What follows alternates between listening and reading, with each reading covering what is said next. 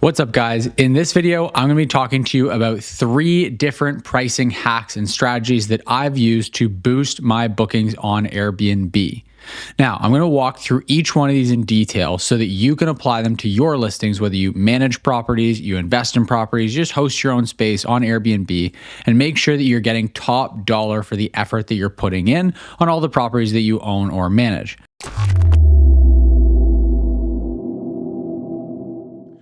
Now, if you want to learn more, there's links in the description down below to free trainings that I have that walk through the ins and outs in detail of how to successfully manage other people's properties on Airbnb and earn a full-time income doing that, or how to invest in properties for Airbnb and build a successful portfolio of short-term rentals, or just how to host your own spare space on Airbnb. So if you're interested in any of that, links are in the description down below. Now, my first tip and my first strategy for pricing is going to be to just open your calendar up further in advance. I think a lot of people, when they think about pricing and they think about tips that are going to increase your bookings, they immediately think about lowering their pricing. And although lowering your pricing at the right time in the right way can be a really great strategy to get additional bookings, you only need to do that because you weren't able to get bookings at the higher rate that you initially started with. And the best way to get bookings in at those higher rates that you want is to allow people more time to book.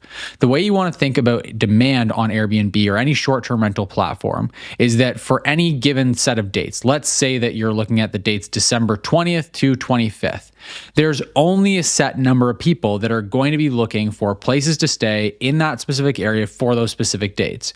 But what most people don't realize is that some of the people that are booking stays in that area for those dates are going to be booking in January. Some are going to be booking in February. Others are going to be booking more like in July or August. Others are going to be more last minute, booking in November or maybe even December. And so a lot of the time, what you really want to do is you really ultimately always want to capture as much of that demand as possible. And so the only way to do that is by opening your calendar up further in advance. I see a lot of people making the mistake of only opening their calendar up for 3 or maybe 6 months in advance, when in reality, there's lots of people that plan ahead and book trips 9 or 12 months in advance. So personally, I recommend the longer the better. Honestly, I recommend that most people have their calendar open up at least 12 months in advance. Surely no less than 6 months, but ideally you really want to be open up 12 months in advance. That's one of the best strategies I can give you for pricing that is going to allow you to get those higher nightly rates. Guys, just want to take a quick break here to say that for those of you watching who want to build cash flow and long-term wealth by purchasing Airbnbs and short-term rental properties, there's a link in the description right down below for a free training that'll walk you through my exact strategy for investing successfully in Airbnbs. Now, if you're not ready to actually buy properties and you want to get started managing other people's properties on Airbnb, the same way I got started, and build a full-time income managing other people's properties, there's actually another free training linked in the description down below as well that'll be a really great fit for you. So whether you want to invest in short-term rental properties and actually build amazing cash flow and long-term wealth by acquiring the assets, buying the properties themselves, or you're looking to earn a full-time income managing other people's properties on Airbnb, we've got some awesome trainings that are linked in the description down below that'll definitely help you out. When you sign up for the trainings, we're also going to send you a few other tools and resources completely for free just to help you get started. Again, the links to sign up are in the description down below, and both trainings and all the tools are completely free. So make sure to register for the trainings, links in the description down below. Now, the second pricing tip I have for you is utilizing promotions and discounts. And there's a few different ways you can do this. So on Airbnb specifically, they have a tool called custom promotions that allows you to apply promotions to dates. And basically, Airbnb's algorithm, their pricing algorithm, is going to figure out what it thinks your property should be priced at for that date. And then depending on what percentage discount you give off of that price, they're going to give you different perks that are going to increase your visibility, get you in front of more people, and hopefully get you some more bookings. Now, I don't love using this tool overall because Airbnb's pricing tool, their pricing algorithm is pretty horrible. It's kind of all over the map.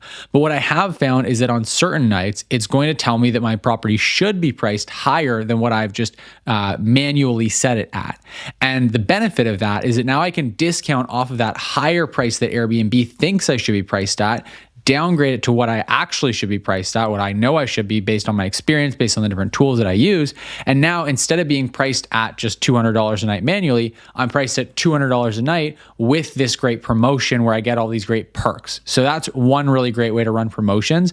But there's other ways that you can do discounts as well when you're not even using Airbnb as a platform. So for one thing, you can reach out to anyone that's booked at your place that is trying to check in or has scheduled to check in or check out on a day when you know that right before that or right after that, you're probably not going to get any other bookings, and you can just offer them to extend their stay. That's a great way that you can discount your pricing for that night because there's very little marginal cost of having that guest stay for one extra night and get some additional revenue coming in.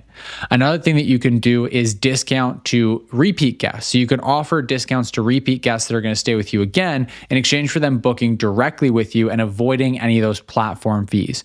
So there's a variety of different ways that you can offer different promotions and discounts that are then going to allow you to get more revenue for your short-term rental listing. A third pricing recommendation that's going to really help you to drive higher revenue on your listing is by strategically using minimum night stays.